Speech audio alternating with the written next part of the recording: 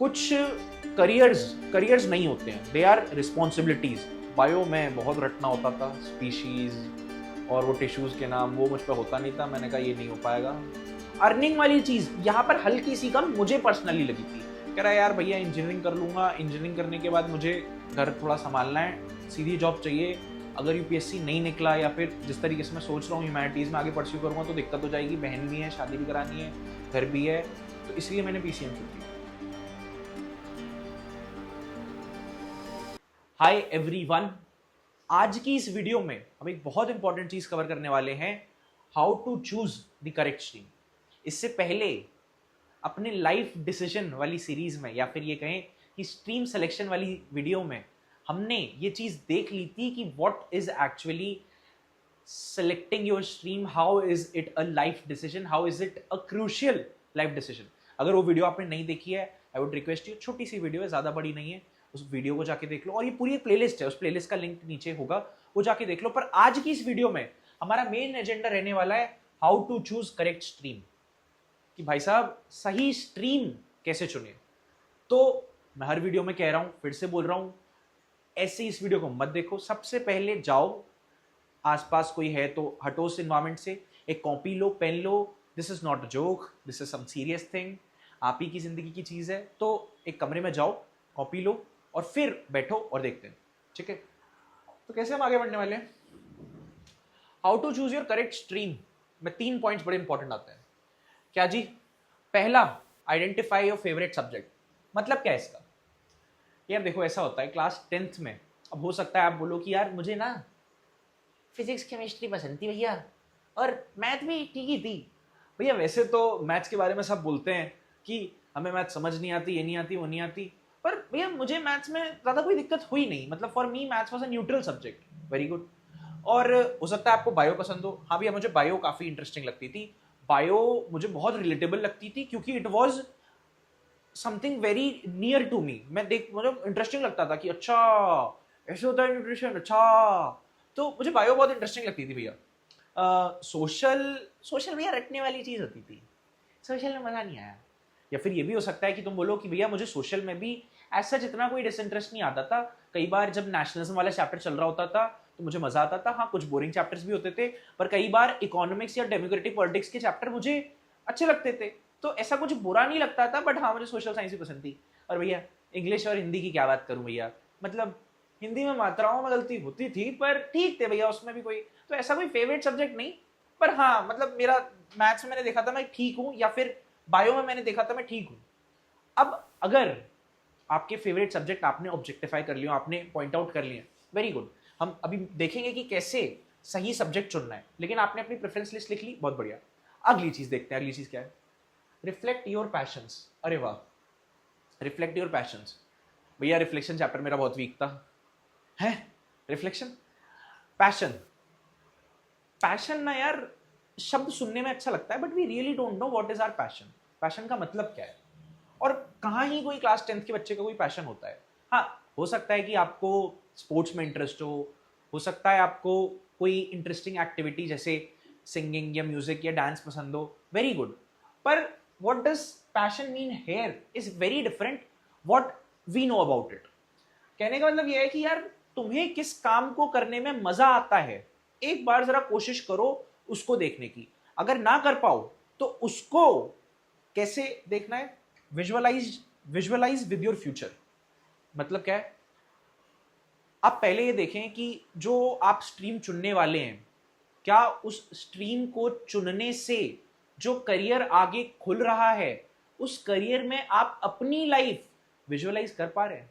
और क्या उस करियर में अगर आप अपनी लाइफ विजुअलाइज कर पा रहे हैं तो क्या उधर आपके पैशंस के लिए स्पेस है, या फिर आपके पैशन से कुछ रिलेटेबल है उस करियर में? इस तरीके से हम अपने स्ट्रीम को कैसे सेलेक्ट करना है ये देख सकते हैं। अब यह एक बड़ा डिस्कशन हो जाता है। अभी तो मैंने शॉर्ट में एक तरीके से फॉर्मूला बता दिया कि देखो अपने इंपॉर्टेंट सब्जेक्ट देख लो, या तुम्हारे अपने फेवरेट सब्जेक्ट देख लो। फेवरेट सब्जेक्ट देख लिए, उनसे कौन सी स्ट्रीम चुन रही है या खुल रही है ये देख लो, क्या करियर खुल रहा है ये देख लो, और फिर देख लो कि कैसी जिंदगी बनने वाली है। और इन तीनों चीजों को अपने पैशन के साथ एक बार इक्वेट करो और फिर एक आइडिया मिलेगा तुम्हें।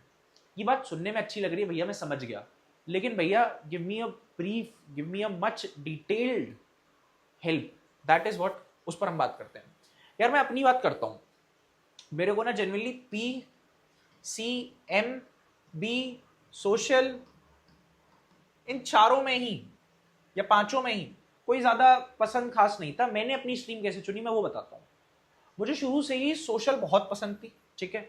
आज भी मुझे सोशल साइंस के कई सब्जेक्ट्स पढ़ना बहुत इंटरेस्टिंग लगता है। मैं आज भी फिलोसफी ऑनर्स के कोर्सेज की कुछ बुक्स पढ़ता रहता हूँ, या फिर कई बार मैं ज्योग्राफी और हिस्ट्री देखता रहता हूँ। तो ऐसा नहीं है कि I have completely leave studying social science, it's just कि मैंने उसको करियर की तरह नहीं चुना। एंड उसका मेन रीजन ये था कि ह्यूमैनिटीज के बाद या फिर ह्यूमैनिटीज चुनने के बाद मेरे पास जो ऑप्शंस खुल रहे थे, मेजरली मैं एक बैचलर्स की डिग्री करता किसी ही सब्जेक्ट के स्पेसिफिक कोर्स में, जैसे कि बीएससी ऑनर्स इन फिलोसफी हो गई, या फिर बीएससी इन साइकोलॉजी हो गई, या फिर हिस्ट्री, इकोनॉमिक्स, ये सब करता। एंड उस सब में एक आगे करियर मुझे नहीं दिख रहा था। हाँ, यूपीएससी का एग्जाम में लिख सकता था, एक टीचर में बन सकता था, बट शुरू से ही मुझे एक इंडिपेंडेंट लाइफ जीना पसंद था। So that is why I didn't opted for social science, because I personally didn't find a much space there. पर complete respect to the social subject, and मुझे बहुत अच्छी लगती है, ठीक है। नेक्स्ट चीज, bio. To be very honest, science में मेरा फेवरेट सब्जेक्ट बायो ही था, क्योंकि बायो एक तो बहुत इंटरेस्टिंग लगती थी, और मैंने फिर बोला ना, मेरे पास की पढ़ाई थी। मुझे मजा आता था अपना डाइजेशन पढ़ने में। हेरिडिटरी वाला चैप्टर हो गया, एवोल्यूशन किस तरीके से हुआ, हॉर्मोन्स का, प्लांट्स वाला वही चैप्टर था जिसमें हम ये देखते थे कि कैसे सन की वजह से हार्मोन सीक्रेट होते हैं और वहीं की तरफ ग्रोथ होती है। तो ये सब बड़ा इंटरेस्टिंग लगता था। पर major reason to reject bio was कि यार बायो से जो ऑप्शंस आगे खुल रहे थे वो मेजरली मेडिकल लाइन में थे, एंड मैं खुद को एज अ मेडिकल स्टूडेंट नहीं देख पा रहा था। अच्छा, एक चीज और, अब अगर हमने मेडिकल स्टूडेंट्स की बात करी ली है, यार कुछ प्रोफेशंस होते हैं ना which are not professions, they are a noble job. ये मैं कई बार बोलता हूँ कि कुछ करियर्स नहीं होते हैं, दे आर रिस्पॉन्सिबिलिटीज। वैसी ही एक रिस्पॉन्सिबिलिटी होती है being a doctor and being a army man. ये लोग करियर ऑप्शन, ये दोनों चीजें करियर ऑप्शंस नहीं है कि हमारा मन कर रहा है बन जा रहे हैं, ये जिम्मेदारी की बात होती है। तो मुझे जेन्युइनली लगता है कि अगर आप वो जिम्मेदारी परस्यू कर सकते हैं, अगर आप वो जिम्मेदारी अच्छे से निभा सकते हैं, अगर आपका जेन्युइनली इंटरेस्ट है, अगर आपको वो चीज अच्छी लगती है, अगर आपको लगता है कि हाँ ऐसा कुछ कुछ करने में, मुझे अपनी लाइफ ऐसे बिताने में कोई दिक्कत नहीं होती, मुझे बहुत अच्छा लगेगा, then you should choose the streams. Just for the sake of money, या फिर मेरे घर में 4 डॉक्टर हैं बन जाऊं, ऐसे नहीं करना चाहिए। मेरे नोन में कई डॉक्टर्स हैं, मैं जब भी उनसे पूछता हूँ कि how is your life going, वो हमेशा स्ट्रेस के साथ बताते हैं कि नहीं यार इतनी अच्छी जिंदगी नहीं चली। और फिर मैं पूछता हूँ कि why do you still do that, तो कहते हैं, और सही में हर डॉक्टर के पास एक बहुत अच्छी स्टोरी होती है कि कैसे कोई पेशेंट आया और कैसे उन्होंने उनकी मदद करी। तो रादर देन डिसाइडिंग इन अ वे कि क्या ज़्यादा बेनिफिटरी रहेगा मेरे लिए या फिर बेनिफिट का रहेगा मेरे लिए, प्लीज़ फोकस कि क्या वैसी ज़िंदगी आप परस्यू कर पा रहे होंगे आगे। तो बायोलॉजी मैंने वैसे निकाल दी, मतलब वैसे रिजेक्ट कर दी। हालांकि एक रीज़न और है बायो रिजेक्ट करने का, वो ये था कि क्लास 9th में बायो में बहुत रटना होता था, स्पीशीज़ और वो टिश्यूज़ के नाम, वो मुझ पर होता नहीं था। मैंने कहा ये नहीं हो पाएगा। बची फिर अपनी पीसीएम। पीसीएम से भाई अपनी एक बड़ी स्पेसिफिक सी वो होती है, जनरलाइज सी कोर्स, उसको हम इंजीनियरिंग कहते हैं, बीटेक। बीटेक के कभी मैं ऐसे सपोर्ट में नहीं था, बट इट वाज जस्ट कि बीटेक के बाद हम कुछ भी कर सकते हैं और बीटेक में एक स्पेस होता है, इसीलिए मैंने इंजीनियरिंग चुनी थी। क्योंकि I really wanted to explore. ऐसा मैं नहीं चाहता था कि मैं रिजिडली एक इंजीनियर ही बन जाऊं, मैं थोड़ा देखना चाहता था, और साथ ही साथ एक करियर सिक्योरिटी भी चाहिए थी। तो that is why I opted for engineering and choose the stream PCM. आप इसी तरीके से अपने केस में आगे प्रोसीड कर सकते हैं, ठीक है। अब यार पता है इसमें भी बहुत सारी चीजें आती हैं। अभी हमने बहुत सारी बात कर ली, अभी हमने ये देख लिया कि यार आप पीसीएम ले सकते हो, पीसीएम के कॉम्बिनेशन से क्या क्या हो जाएगा, पीसीबी के कॉम्बिनेशन से क्या क्या हो जाएगा। ह्यूमैनिटीज से पहले आ जाता है अपना कॉमर्स, कॉमर्स की हमने बात ही नहीं करी, कॉमर्स में क्या स्कोप है, ठीक है। फिर अपनी ह्यूमैनिटीज वाली स्ट्रीम हो गई जिसको हम आर्ट्स कहते हैं, वहां पर कैसे, तो ये कैसे चुननी है, उससे पहले मैं बोलूंगा कि अपना इंटरेस्ट देखो। ये देखो कि क्या ये सब्जेक्ट्स पढ़ने में मुझे मजा आ रहा होगा, क्या मैं पूरे साल भर इनको इंटरेस्ट के साथ पढ़ सकता हूँ। दूसरी चीज ये देखो कि क्या मेरे पैशन, क्या जैसी मैं जिंदगी चाहता हूं या जैसा मुझे अच्छा लगता है वैसी चीजें मैं इस करियर में परस्यू कर पा रहा हूँगा।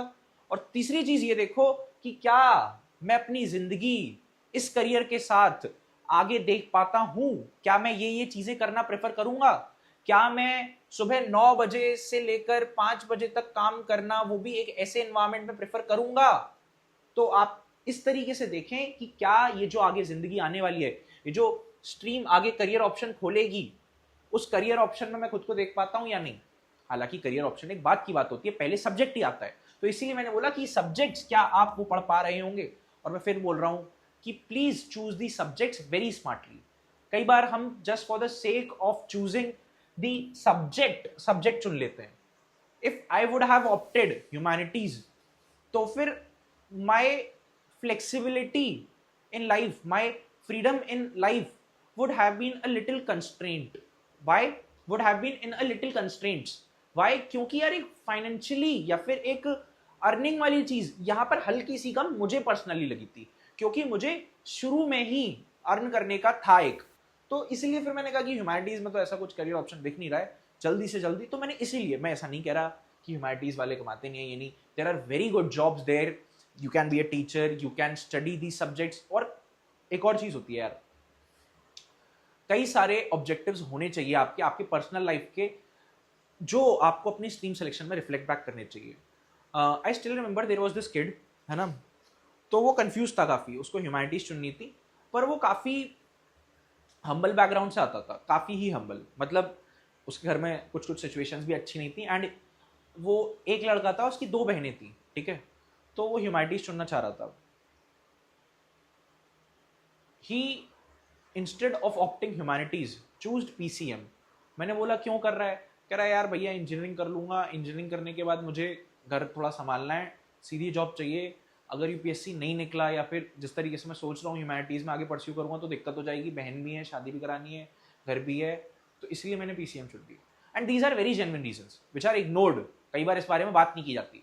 आप प्लीज़ स्ट्रीम का सिलेक्शन बहुत हिसाब से करें। कई बार होता है कि लड़कियों को अपने ही होम टाउन में पढ़ाया जाता है, and this is very honest, ऐसा नहीं है कि ये बात छुपी हुई है, अपने ही होम टाउन में पढ़ाया जाता है, उनको बाहर नहीं भेजा जाता, उसके कोई भी रीजन हो सकते हैं। तो आप प्लीज जरा देख के चलिए कि आपकी स्ट्रीम से कई पेपर खुल रहे होंगे, आप उनकी तैयारी या फिर उनकी प्रिपरेशन शुरू से करके चलें। तो प्रिपरेशन, पेपर्स और आगे कैसे प्रोसीड करना है, अगले वीडियो में हम प्रिपरेशन या फिर हम entrance exams CUET, JEE, NEET के बारे में बात कर रहे होंगे। मैं फिर बोल रहा हूँ, पेन कॉपी लेके conclude these points, in points के रिस्पेक्ट में रख के जरा चुनने की कोशिश करो, और जो भी तुम्हारे डाउट हो please please please comment section में ड्रॉप करो, मैं रिप्लाई करूंगा, वरना रिप्लाई नहीं किया तो पक्का वीडियो जरूर बना रहा हूँ उस टॉपिक के ऊपर। एंड बिकॉज ये चैनल नया है, प्लीज सब्सक्राइब कर लो, है ना। अगर आप जेईई, नीट या आगे अपने करियर में बढ़ने वाले हैं तो please this is the channel for you. And yeah that is it for this video, thank you, अगले वीडियो में मिलते हैं।